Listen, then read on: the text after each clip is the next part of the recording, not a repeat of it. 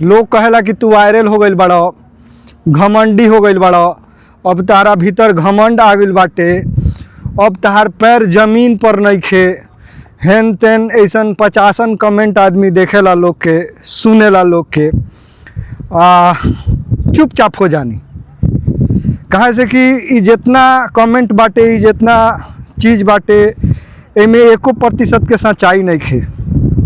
एगो सच्चाई बाटे कि वायरल तनी मुनी जरूर बानी, बाकी अपना कविता कहानी, अपना भोजपुरी के काम धाम से लोग पसंद करेला और वह सब पसंद करेनी, प्यार देनी, स्नेह देनी, यही के वायरल कहल जाला। तो बाटे आदमी तनी मुनी पहचान बाटे, लोग से मान सम्मान मिलेला। लेकिन एगो बात को कबो हमरा ई जचेला ना, वो है कि राउर पैर जमीन पर नइखे, तहार पैर जमीन पर नइखे। है जमीन ना हो, आसमान में हो का। ई रम्मल है दुबई के, यही रम्मल से वापस वायरल भनी। आजो यही जाबानी, आजो यही जाबानी। 3 साल से तकरीबन हमार कंटेंट, हमार कविता लाखों लोग तक चौंपेला, लाखों लोग ओकरा के देखेला, सुनेला। घरे जानी तो हजारों के संख्या में लोग आवेला, भेंट करे, मिले, जगह जगह जहाँ भी जानी लोग चिन्हेला, जानेला, प्यार स्नेह देला, लोग बुलावेला, सम्मानित करेला, सम्मान देला, ई सब होला। बाकी एकरा वजह से हमार ज़िंदगी में कुछ बदलाव भइल, हमरा ज़िंदगी में कुछ बदलाव भइल। ऐसन तो नहीं कि पहले ये रम्बल में वीडियो बना के वायरल भइनी तो अब जाके कहीं 5 स्टार होटल में वीडियो बनावतानी ना। औकात नहीं खे हमार। सच्चाई तो इहे बाटे कि हमारा औकात नहीं खे। हम जहाँ रहेनी वहाँ इहे बाटे, यही जैसे वीडियो बना सकतानी। इहे हमरा चाहे भाग में कहली या चाहे किस्मत में कहली या चाहे जौन भी बाटे। तो देखी ये सब चीज़ गलत बाटे, अच्छा ना लगेला। और वह अगर केहू के जानत नहीं खी, ठीक से चिन्हत नहीं खी, तो ऐसा प्रतिक्रिया, ऐसा चीज़न से तनिए से लिखे से पहले, बोले से पहले तनिए से परहेज करे के चाही।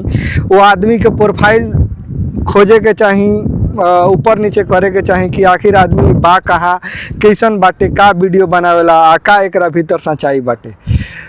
हई रम्बल में आजो वीडियो बनावेनी, शान से बनावेनी, कहे से कि इहे जगह ही बाटे जहाँ बानी, बस इहे बटले बाटे जगह। तो यही जैसे वीडियो बनावनी, तनिए से फाका बाटे, तनिए से अगरी कगरी केहू ना आवेला, आवाज़ ना रहेला आसपास, तो तनिए से आ जानी जा। स्टैंड वगैरह भी बाटे, लेकिन हमेशा स्टैंड लेके ना आवे, कैसे कि ओकरा के सेटिंग करे में, हेन तेन करे में तनिए से समय लगेला। तो कहनी कि हाथे में पकड़ के मोबाइल में रिकॉर्ड कर लिया चाहे हेन तेन। तो देखी मेहनत बहुत करे के पड़ेला ज़िंदगी में, आदमी खुश रहेला। आज भी जब घरे जानी नू आ घर छोड़ के आवे नहीं तो बड़ी खलेला, साँच कहीं तो बहुत ज़्यादा खलेला। प्रदेश में रहे वाला लोग एकरा के बुझत होई, समझत होई कि जब घर से आदमी निकलेला तो ओकरा दिल पर कितना बुझात होई आ कितना जौन बाकी तकलीफ होला। बाकी सहते नु बा आदमी, सहेला ऐसे कि नौकरी करता नहीं तो घर परिवार हमार चलता, बाल बच्चा पढ़ाई लिखाई करता, सब के 2 टाइम के खाना मिलता। कविता कहानी तो अपना संतुष्टि खातिर करतानी, ये भोजपुरी पर काम अपना संतुष्टि खातिर, अपना खुशी खातिर करेनी। का कुछ विशेष फायदा हो गई हमरा से? वायरल कहला लोग, वायरल हो गई बड़ा, वायरल हो गई बड़ा। कहाँ कुछ बदल गई वायरल भैला से? कुछ बदलल? आज वो यही जबानी, अकेले बानी, सीमित बानी रम्बल में।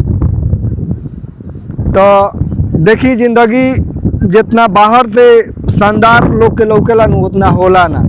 आदमी के भीतर झांके के कोशिश करे के चाही कि आखिर आदमी के भीतर का बाटे। एगो भाषा के लेके हम संघर्ष कर रहल बानी, भोजपुरी के लेके संघर्ष कर रहल बानी कि चली हमू एगो भोजपुरी के आवाज़ बन जाई, जौना के वजह से भोजपुरी के मान सम्मान मिलो। परहेज करी ऐसा चीज़न से जौन हकीकत नहीं खे, जौन में सच्चाई नहीं खे।